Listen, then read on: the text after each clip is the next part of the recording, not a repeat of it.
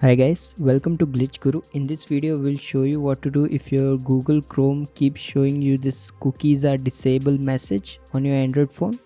So to fix this, first you need to open the menu.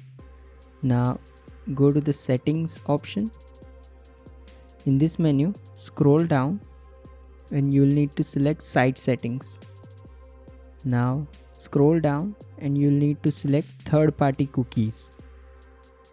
In this menu, make sure you have selected allow third-party cookies option.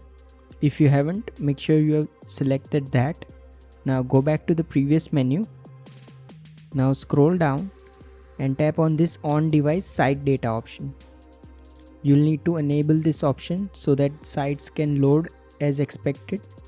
Now if Chrome keeps showing you this message even after this, your last option is to go to privacy and security settings in Chrome. Now tap on delete browsing data.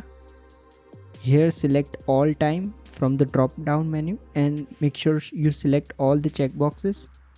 After that, select delete data and hit delete to confirm.